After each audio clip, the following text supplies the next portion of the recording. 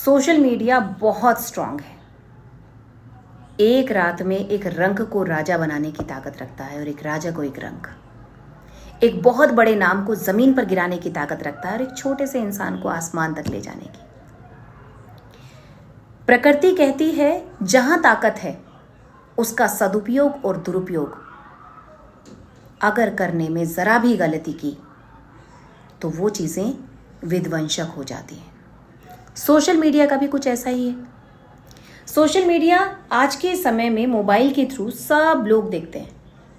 तो जितने social media influencer हैं उनकी अपनी एक जिम्मेदारी भी है कि वो ऐसा कंटेंट ना परोसें जिससे समाज में कुछ भी गलत मैसेज जाए।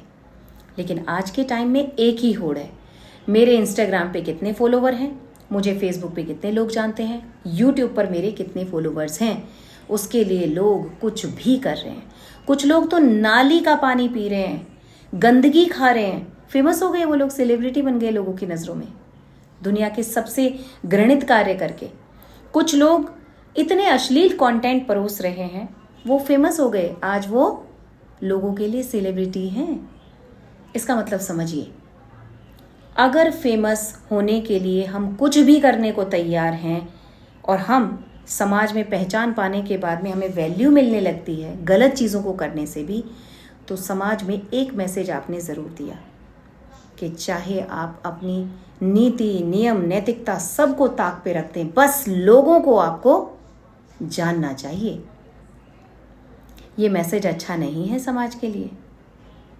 ज़्यादातर लोग इतना गलत इसका इस्तेमाल कर रहे हैं, इससे समाज पूरी तरीके से बहिष्कृत होने की कंडीशन में आ गया है। यकीन मानिए आप, केवल फॉलोवर बढ़ जाते हैं। मेट्रो में लड़कियां अभद्र डांस कर रही हैं, छोटे छोटे कपड़े पहन रही हैं, गंदे गंदे एक्ट कर रही हैं, बहुत गंदे गंदे मूव्स कर रही हैं, सिर्फ इसलिए कि सोशल मीडिया ने उनको पॉपुलर बना दिया है, लोगों ने उनको फॉलो कर लिया है, वो सेलिब्रिटी बन गए भाई। 10-10 मिलियन फॉलोवर हैं उन लोगों के, टैलेंट के नाम पर अश्लीलता, ये है उनकी क्वालिफिकेशन। लड़कों की, उनके पास क्या क्वालिफिकेशन हो सकती है? अब वो अश्लीलता दिखाएंगे तो कौन देख रहा है, तो वो गालियां देते हैं, भर भर के गालियां देते हैं। इतने गंदे अभद्र कंटेंट बना रहे हैं लोग, मत पूछिए। बड़े बुद्धिजीवी लोगों ने लाखों साल पहले ये बात कही थी, फर्क नहीं पड़ता कि कितने लोग आपको जानते हैं, फर्क इस चीज से पड़ना चाहिए कि लोग किस लिए आपको जानते हैं। अगर आप फेमस हो भी गए अश्लीलता करके, गालियां देकर, समाज में गंदी गंदी चीज़ों को बढ़ावा देकर, तो यकीन मानिए प्राउड से सर उठाकर तो कभी आप भी नहीं कह पाएंगे कि ये आपके जीवन का अचीवमेंट है।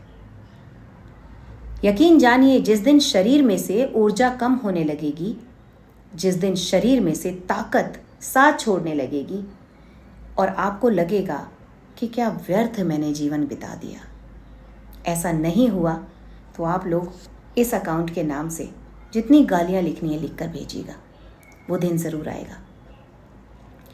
इंसान अपनी ज़िंदगी में अच्छे बुरे और नैतिकता को ताक पर रखकर सिर्फ तभी तक काम करता है जब तक उसने रोग नहीं देखा, मृत्यु का भय नहीं देखा, बुढ़ापे का डर उसे नहीं सताता।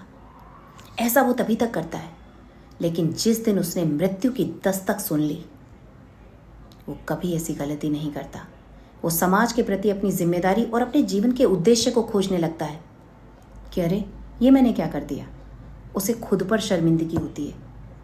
यकीन मानिए, उंगलीमाल एक ऐसा कैरेक्टर था जो अपनी सिद्धियों की प्राप्ति के लिए लोगों को मारता था और उनकी उंगलियों को काटकर उनका हार बनाकर पहनता था।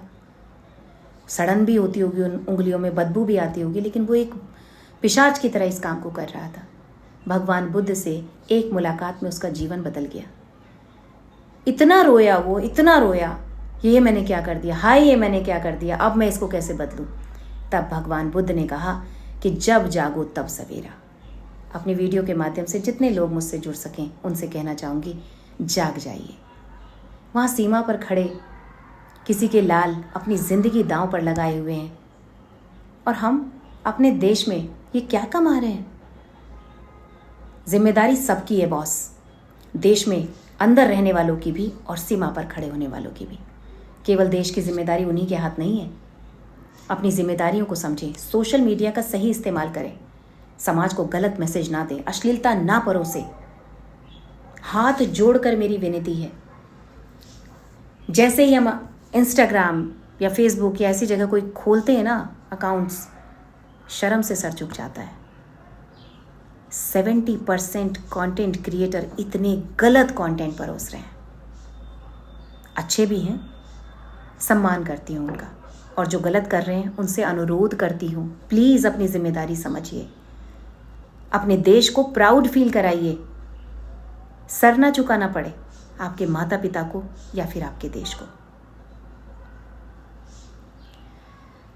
जय हिंद।